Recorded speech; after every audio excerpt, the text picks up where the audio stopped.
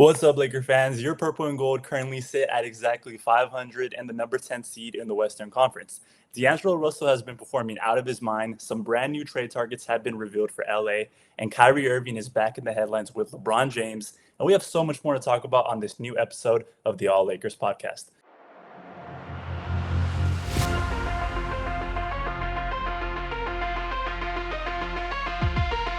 Down, very significant. Yeah, going down to the two, minus three for three! At the other end, here come the Lakers with more! Coming off the screen, playing defense. That's why Jokic did a great job getting the hand up, but that was Plumlee's man coming off the screen. My name is Noel Sanchez. Joining me today, I have lead editor for AllLakers.com Sports Illustrated, Alex Kirschenbaum. Alex, how are you doing today, my guy? What's up? Pretty good, Noel. Thanks for having me. Of course, man. Glad to see you again. And we also have my guy, one of the lead editors for Dodgers Nation and the esteemed Lakers insider, an OG over here at All Lakers, Noah Cameras. Noah, it's been a minute. How are you today? I'm doing great. It's been a while since we talked some Lakers basketball. I am happy to be back talking some hoops. No, I 100% appreciate you taking some time out of your busy day to drop in with us. You're going to drop some knowledge. Super excited. So, guys, we watched the Lakers win back-to-back games, and they still have a long way to go to fix their current status. But they were able to take down both OKC and the Dallas Mavericks, and the recent win over Dallas was a pretty easy one. And it's looking like Coach Darvingham has maybe found a solid rotation, and he's using everybody on the court pretty well. Noah, I know that you were a big D'Lo and Austin Reeves guy last season, and I'm super curious to hear your thoughts on D'Lo, who is in his last 3 games, he's averaging 27 points on 51% from 3 to go with 5 assists. Yeah, I mean, here's what D'Angelo Russell's doing right now. He's been very valuable to the Lakers for a few reasons. One, I mean, yeah, like you said, he's averaging 27. He's averaging almost 6. The Lakers are 2-1 in the 3 games that he started. So that obviously is a positive. But the biggest positive for what D'Lo's doing right now, he's raising that trade value.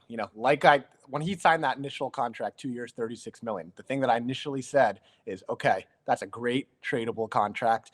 Come post-January deadline, post all those January dates, when the trade deadline nears was February 8th, he will be someone that I never expected him to stay past the trade deadline, even though, we liked what he did at the end of last regular season. Didn't like what he did in the playoffs, of course. So I kind of said he's going to be a great tradable contract. And now here we are. We're nearing February 8th. He's raising that trade value. I know we're going to talk some trade ideas later, but this is someone who is showing he can help a contender. He can help really any team right now. And I don't think he's going to be with the Lakers, but it is nice to see him starting to play some better basketball, drop some 30 pieces, show that he can be a great starter, because that's only going to make it easier to trade him in a couple weeks.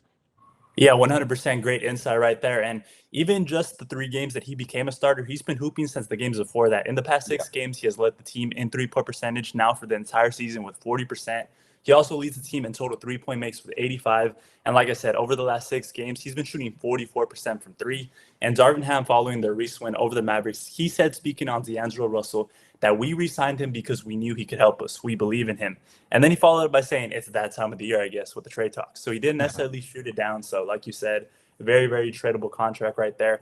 Alex, I'm going to shoot over to you a little bit. Taking a look at his backcourt mate, Austin Reeves, he has been incredibly efficient with D'Lo taking on a big ball handling role again. Austin Reeves is averaging 16 points, 5 assists, shooting 74% from the field in the past 3 games, and shooting 61% from 3. Alex, do you think that even though this has been a small sample size, has this backcourt duo won the team's trust back, and can they potentially save their spots on the team before the deadline? It's a good question. I think it's going to come down to what's out there for the Lakers and what the Lakers are willing to give up. I still think that Reeves' upside is too great for LA to just move him for moving him's sake. I do think that DeJounte Murray contract is really good, and he's just a better defender. So I understand if they would want to move on from him. I think that they're going to try to hold on to Reeves as much as possible. And to echo Noah's point, I do kind of think that D'Angelo Russell could be on the move. But I also think that he has enough present-day value that the Lakers could opt to retain him. They still need to replace that Gabe Vincent spot, though. Vincent's given them absolutely nothing this year. Now he's been hurt, but you can't count on him to be healthy and up to speed in time for the playoffs anymore. So I think it would behoove them to flip Vincent. And if they have to attach a valuable contract, like a Hachimura or something, and to keep Russell, then they could do that or something. But I think that there's a world where they keep D'Angelo Russell, but I think everyone realizes they have to reconfigure things. I think the two of them starting together has been fine because they have the Taurean Prince shooting, and D'Lo's been so hot from deep, and so is Reeves, and LeBron's been good this year. And it hurts so me to say it, but Cam Reddish has been out, and Yeah, ouch. that kind of been That helping is them a your little bit. boy, Noel. That is Yeah, that is my boy. Yeah, well, that's the thing. Yeah, like so, the lineup for this last game was like it's kind of on paper weird because it's like a bunch of power forwards, but it's worked out. You know, like Vanderbilt, Hachimura, and Christie were like, and Wood were their 4 guys off the bench. But Wood, Hachimura, and Vanderbilt technically all power forwards, right? But Wood can play some 5. Hachimura can play some 3 offensively, not so much defensively. Vanderbilt can play all over the court defensively, and he's such a sieve on offense. It doesn't really matter where he is. So he plays some 3s and 4s. So I think the versatility of those guys is fine. And I think Reddish, like, just his offense is so bad, you know. And now that Vanderbilt's more up to speed, he's very expendable. I don't know if he's going to be in the rotation when he comes back. I don't know if you can move him because he's just on a minimum deal. But yeah, he might have lost his rotation spot. Yeah, I do see a lot of Laker fans happy that Jared Vanderbilt is getting more run, and Taurean Prince's minutes are going down. Prince Finally.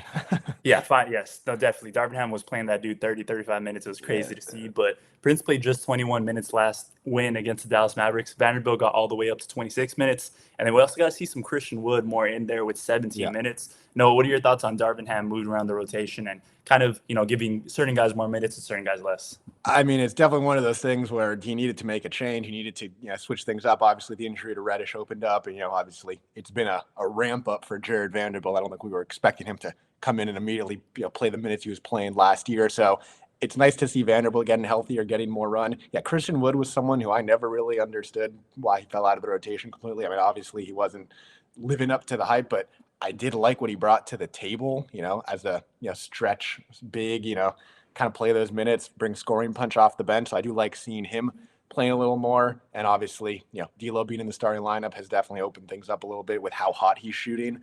So I appreciate what Darvingham's doing. I mean, at this point, it feels like he's coaching for his job. So, he had to make a change because they just kept losing games after that in-season tournament. They went, like 6-12 or something, a post-season tournament. So it was time to do something. And, they've won 2 in a row. And maybe, just maybe, Darvingham's found something with this bench rotation. And, yeah, I mean, like Alex was saying, I mean, there's a chance D'Lo's still on the team post-trade deadline. If they continue to mesh like this, I mean, the reason the Lakers, we got wow. Initially, kind of re-signed D'Lo and re-signed everyone just because of how well they played, kind of had this surprise Western Conference Finals run. And they said, okay, let's preach a little continuity here. Let's bring these guys back, build around the edges with Gabe Vincent and, Christian Wood and Jackson Hayes, Cam Reddish. And if this team starts to play with a little more continuity, maybe the Lakers do say, you know what, maybe this is the team. And, the one thing that is kind of funny to think about is in-season tournament, which was the closest thing you get to playoff level basketball. I mean, this Lakers team was downright dominant. So obviously they can be good, and this team can be good together. It's just about stringing it for, 82 regular season games and then, at least getting to the playoffs and then seeing what happens there. Yeah, the craziest thing to start the season and what made a lot of fans frustrated was the Lakers re-signed these guys like Austin Reeves, Rui Hachimura, D'Angelo Russell, and then they were just being thrown to the bench. And you had new guys like, Cam Reddish, Taurean Prince automatically getting those starter minutes. And it lets those guys kind of questioning their identity at times. So I think D'Lo and Austin, who have spoken on how close they've gotten since they both ended up as teammates, they came together and they're like, we're going to start voicing our opinion in the media during our press conferences. And they both started saying like, hey, the last time that we were starting the backcourt together, we made a run to the Western Conference Finals, and we had Jared Vanderbilt as our wing. So now Darvingham is listening. Usually he listens to the fans a little bit, which is kind of funny considering he's the Lakers head coach. But yeah, things have come together, and we're going to see what happens at the trade deadline. But speaking of the trade deadline, we got to talk about someone who was linked to the Lakers last season around this time, none other than Mr. Kyrie Irving. He did end up in Dallas, but he hit free agency in the summer, and there were more rumors spiraling that he was trying to team up with LeBron James again. And not just in Los Angeles. There were some rumors that he was trying to get him to come to Dallas. So that would have been something. Obviously, it did not happen. The Mavs own Kyrie Irving's bird rights, so they pretty much had all the leverage to bring him back. But hours before LA played Dallas on Wednesday, ESPN's Ramona Shelburne reported that when Kyrie pulled up to the Lakers' Game 6 first-round series against the Memphis Grizzlies last year, it was to recruit LeBron James to team up again. So either one of you guys, you can just give me your quick reaction to that. Do you guys feel any pain, or are you just like tired of these reports at this point? Alex, go for it. Oh boy. Well, I mean, look, there's no question that he's a more talented player than D'Angelo Russell, right? So, finding a way to like, separate from what the Dallas thing is, like them trying to get him on Dallas. Beyond that, like let's say like in a vacuum, Kyrie could somehow come to rejoin LeBron for the Lakers. The basketball fit's really good. The defense is not, but he's so talented still. He's just so unreliable off the court that he would need a LeBron James type guy to keep him in line, I would think. Although he's been fine for Dallas right now in terms of like off court drama. So, I think the fit would be fine. But now, not talking about like if they were to poach LeBron and bring him to Dallas over the summer, LeBron has a player option on his contract for like $50 million, $51 million, I think, and he could totally jet if he wanted to, if he didn't feel like this was the right situation for him. So you're talking LeBron, Kyrie, and Luka or something in Dallas. Probably still LeBron would have to take a discount, but he's 39, so he might be open to it. He's made a lot of money. So I don't know. I think it's a weird fit. I think Ramona Shelburne's close to certain players, and she certainly has the her ear to Kyrie and stuff. I'm sure she's plugged in with him. So it's not coming from nowhere. There's a reason this came out now. No, yeah, definitely. And I mean, you think Kyrie didn't just pull up to one playoff game last year with the Lakers. He came to two. He was there during the Western Conference Finals against the Denver Nuggets. He obviously is still very, very close with LeBron James. Both him and LeBron actually spoke on the possibility of him getting traded to the Lakers instead of the Mavericks. Obviously, LeBron went to ESPN. He did that whole "maybe it's me" tweet. He was very, very upset that he didn't get his old pal with him. And then Kyrie, too, he spoke on, that it could have been something special, but ultimately he's with Dallas, and that's what he wanted to focus on, not trying to really be in the off-court drama like he's been a couple of times in his career. But Noah, what were your thoughts on this whole report coming out right before they played? I mean, really good insight and article from Ramona on ESPN. And, she did make it clear that it wasn't, Kyrie wanted to team up with LeBron, and she said either LA or Dallas. Now, let's be real. LeBron has many other reasons to be in LA that are not just basketball related. Obviously, his family's there. His son now goes to USC and goes to all the home games. He obviously has the acting career. You want to be in LA for that. So I could never imagine LeBron leaving this team unless it's one of those things where Bronny goes somewhere and then LeBron joins that team to play with him. So I don't think Dallas would have been a realistic option, but I do think there's always going to be the what if of, if the Lakers did make that move for Kyrie. Because, I've always said I think a LeBron, Kyrie, AD team wins a championship. Kyrie, the off the court stuff is there. But the only person who's ever fully been able to keep him in check until this year was LeBron.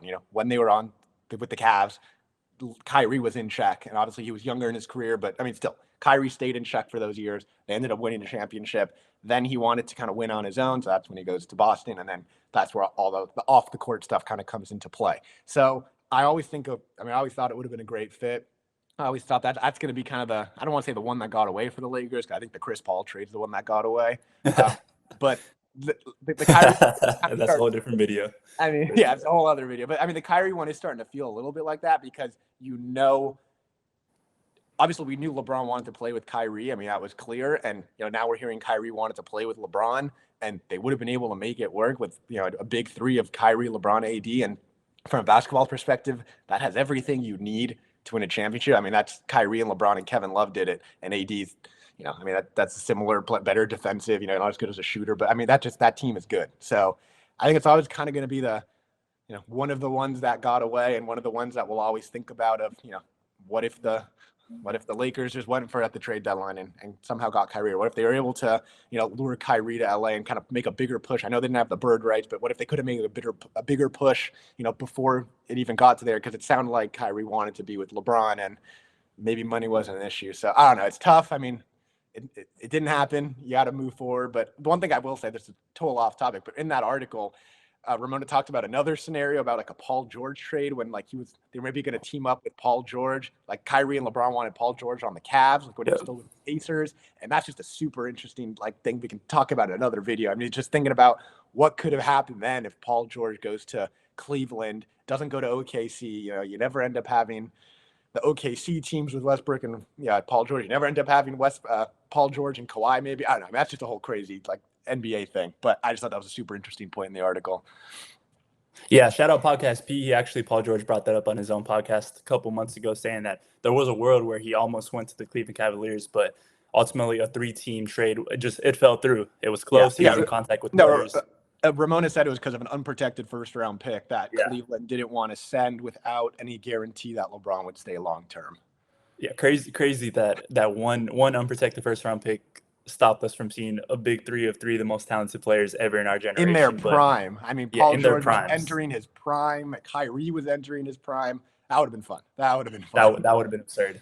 Just like you like to say, Noah. But yeah, I mean, just looking back to that trade deadline when the Lakers were making that push and, talking to Brooklyn about what could have happened. I know it ultimately reportedly came down to the pieces would have been Max Christie, Austin Reeves, and then like a handful of first-round picks and Russell Westbrook. Alex, at the time, were you hoping that the Lakers would pull the trigger on that, or did you want to hold on to these assets?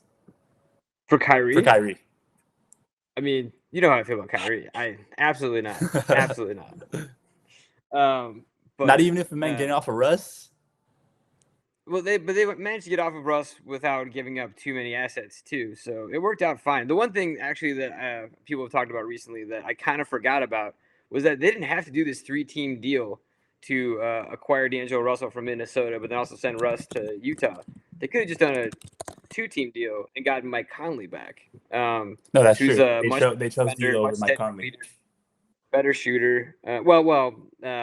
Over his career might be a better shooter. I think he's not better this year than D'Angelo Russell. But, Conley's very old, and so obviously he's an injury risk.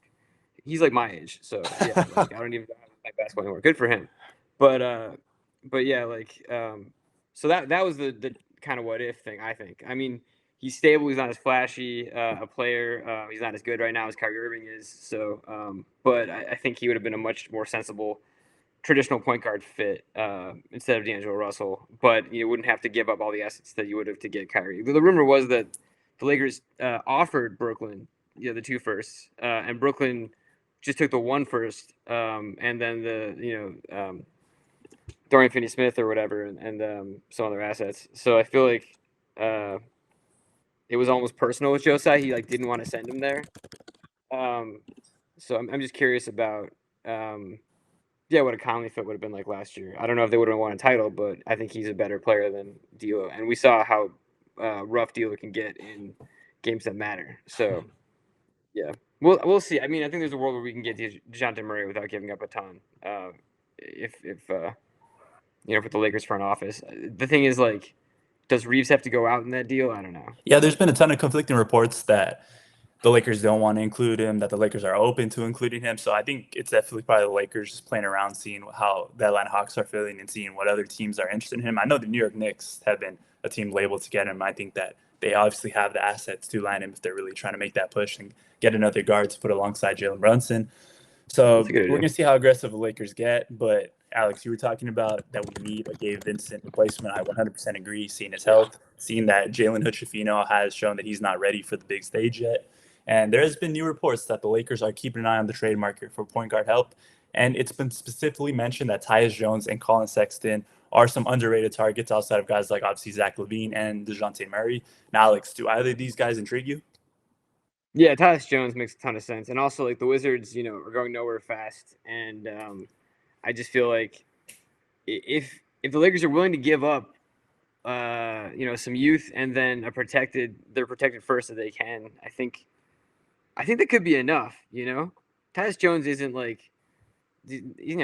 don't even know if he's he's not a starter really on a good team. So I feel like, on the Lakers, he would not be a starter. Probably D'Lo would still start, but he's a traditional steady point guard.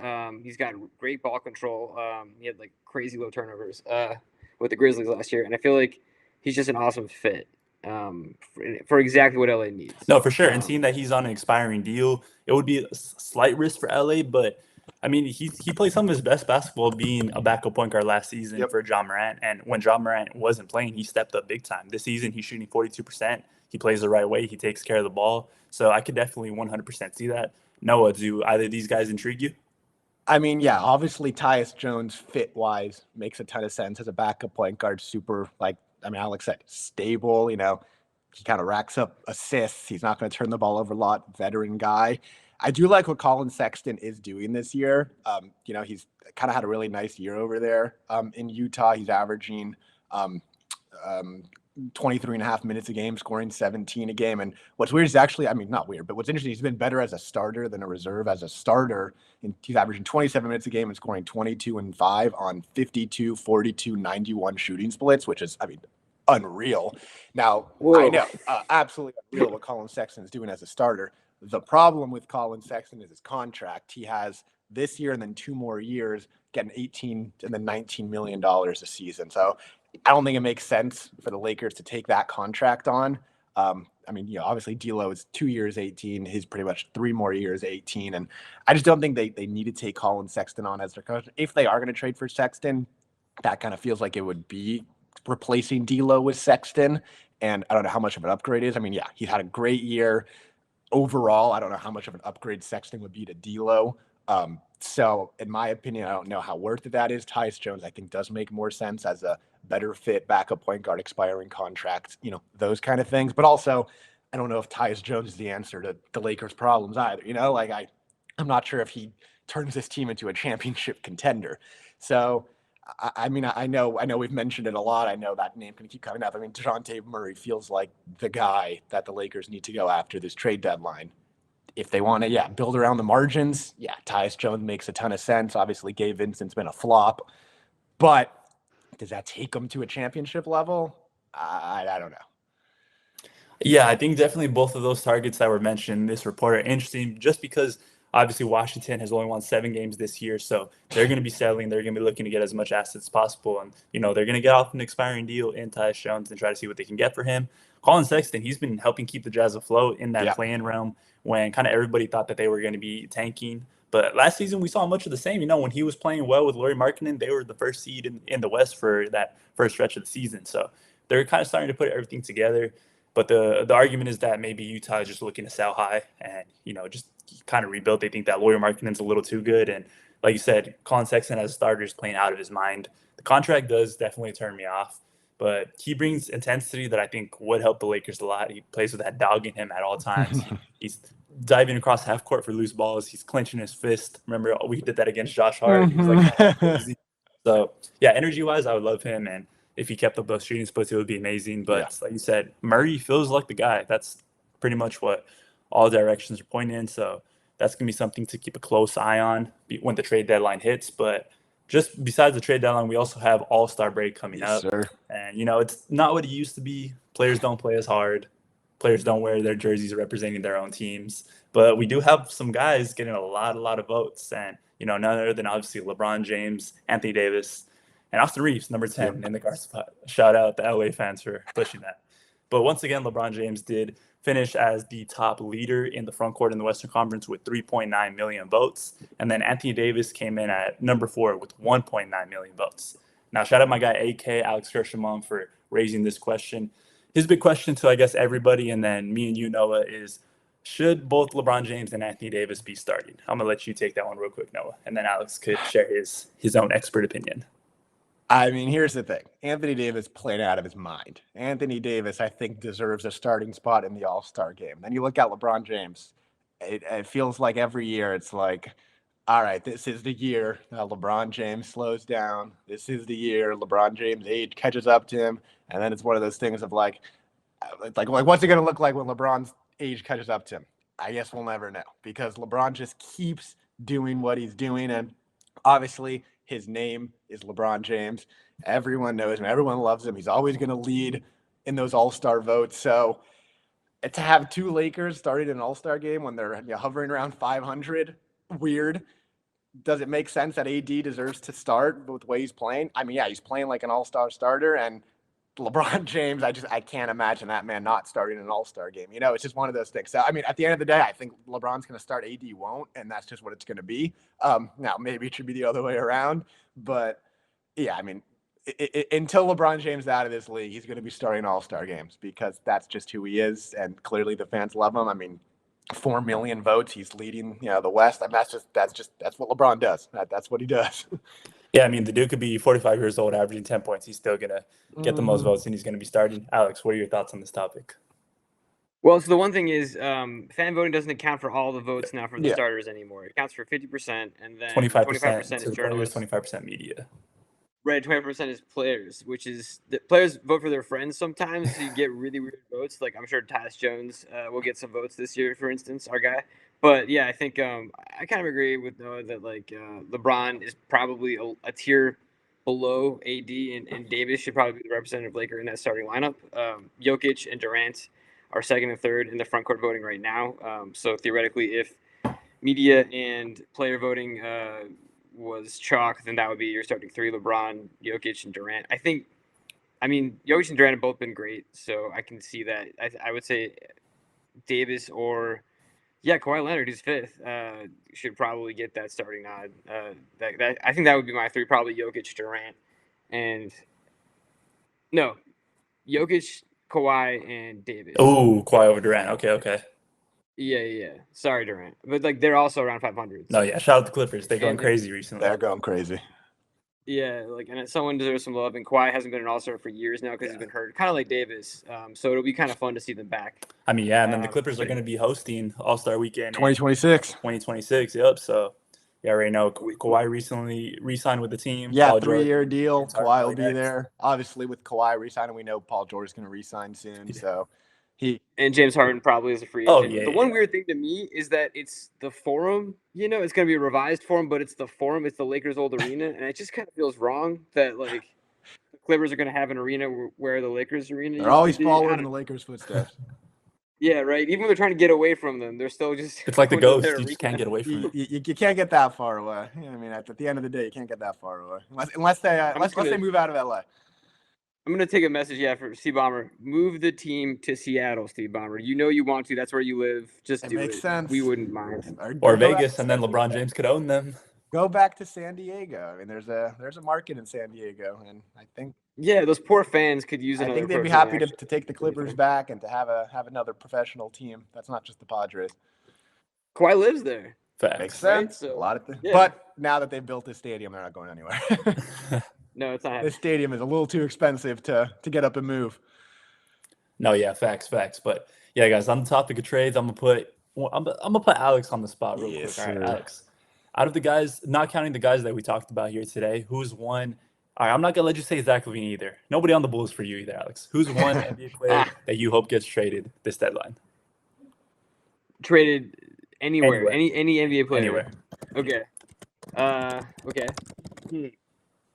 I'm a big Jimmy Butler guy, and the Heat need a point guard. And there's been a lot of talk about Terry Rozier being on the move. His contract's pretty friendly. Ooh. So I would love to see him on the Heat as their starting point guard. And the Heat have the assets to do a trade for a non-All-Star like that. I mean, yeah, there's like flashier names. The DeJounte Murray, I don't know why they're not in the conversation for that, but yeah, if it's more of an under the radar guy who's still got a lot of value, you know, I think Rozier makes sense. He can play off the ball, but he can also run point. He's a really good shooter. It's kind of like a frisky defender, not an amazing defender, but like good enough. So I think that would be a lot of fun. Yeah, shout out Scary Terry. I mean, he doesn't really make sense on that Hornets team anymore with LaMelo and Brandon Miller taking the realm. So I think that would be a pretty sick move. Noah, what's your choice? I mean, it's not going to happen. But for just pure chaos and pure NBA chaos, I want to see Draymond Green moved. I want to see the official end of the Warriors dynasty. You know, obviously they said everyone's available except for Steph Curry. I'm not even saying that Draymond Green's going to make a big difference. Like, it's not like he's like the reason they're winning or losing, but just the idea of that, you know, big three finally being split up. I want to see some chaos, and, you know, he's having a lot of issues. I mean, he can't keep his hands to himself anymore. And I mean, it's just one of these things where I want to see Draymond on a different team. I want to see what it's like to see him not in that system. And I just want to see the Warriors dynasty I mean, obviously they're losing. It's not like it's there anymore, but, you know, I want to see it officially snapped with Draymond getting traded, because I don't think Clay's getting traded. So that would be Draymond. So that's just, I don't know. I want chaos. I want something fun. I want something to be like, whoa, like Draymond's gone, you know? Where do you want him to go? Honestly, I think he'd be so much fun in Memphis. Not that they're winning this year, because now Oh, with God. draw out, but just think about him and Jaren Jackson playing defense together, and just those dogs in Memphis again. I mean, Draw's not coming back this year. I mean, Memphis is looking fun right now with G.G. Jackson and Vince Williams, I think is his name. Yeah, dude, I was telling you and Doug earlier that Memphis and Timberwolves game was awesome. I like what they're doing. But I don't know, just imagine Draymond Green just filling the Dylan Brooks shoes. That he's gone. I don't know. I mean, it doesn't make much sense at all unless the Warriors want to get off that contract, and the Grizzlies are good with taking on a contract and getting some picks. But I don't know, just for the fun of seeing that Warriors team finally be disbanded a little bit. What about you, Noel? Who's your guy? I'm gonna go Jeremy Grant. Ooh, he's over there in Portland, and he's hooping right now. He's hooping. They're not doing anything at all, and he was on the Pistons. He's on the Trailblazers now. Before that, he was on OKC in Denver. Like, he was on actual teams that were at least in the playoffs. And then he obviously he wanted his bag. He wanted a bigger role, but part of me just wishes he either stayed on OKC or Denver. So I mean, he could help a contender today. He could help them take them over the top, but obviously he has that contract attached to him. So yeah, I would like to see him. I mean, Jeremy Grant re-signed before they traded Dame, so like I don't know where he thought the kind of direction of the team was going to go. So he re-signs, and then they trade Dame. Now it's like him and a bunch of young up and coming. I mean, I love Anthony Simons. Obviously, Scoot Henderson's had his struggles. I mean, they have a nice up and coming team, but it makes no sense for Jeremy Grant to be on that team anymore. Send him to a contender. I love him as a stretch four. He's been hooping in Portland. I like that pull. I mean, I think a lot of contenders could have some fun with Jeremy Grant on their team. I worry that he's Robert Covington part 2 a little bit, though.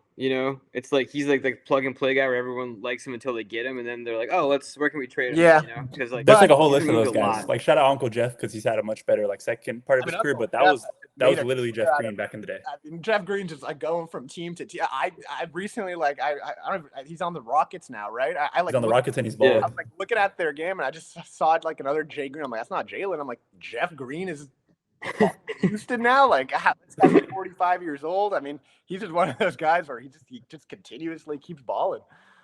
Yeah. I love the new Jeff Green, the sort of old man Jeff Green. Uncle Jeff. I enjoyed the Jeff he's on the story. And that could become what happens to Jeremy Grant in 10 years. So I'm okay with it then. But right now he's overpriced and a little overvalued. He is, but he is playing good basketball. He's got the on-field player. There's no point in him being in Portland anymore. I mean, literally zero.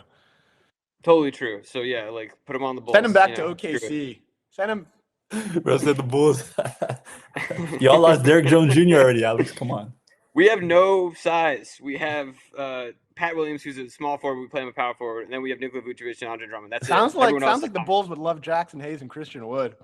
Facts. Facts. I would love Christian Wood on the Bulls, honestly, but Jackson Hayes, man. Oh. No, yeah, Jackson Hayes. He can't stay on the court without fouling, but. Yeah, guys, that's going to wrap it up for today's episode. Alex, my man, Noah, my man, thank you guys for joining me today for a very special episode of the All Lakers podcast. We're entering the time, guys. Trade deadline is here. Yes. We're just about 4 weeks away, so it's only going to get more active from here. Make sure you guys subscribe to the channel, hit that notification bell, smash that like button, tune into alllakers.com. My guy Alex and the whole editorial team be putting in work, bringing you guys injury reports, the latest rumors, the latest headlines. So, yeah, go check out the site, support our guys, and, follow my guys on their social accounts. We got Tyson Chandler in here. That's actually Alex Kirschenbaum. So don't get deceived. I know there's some similarities actually. Alex, if you grow up, you got that. Yeah, there you go. See you coming in, but appreciate you guys joining me, and you guys have a good rest of your day.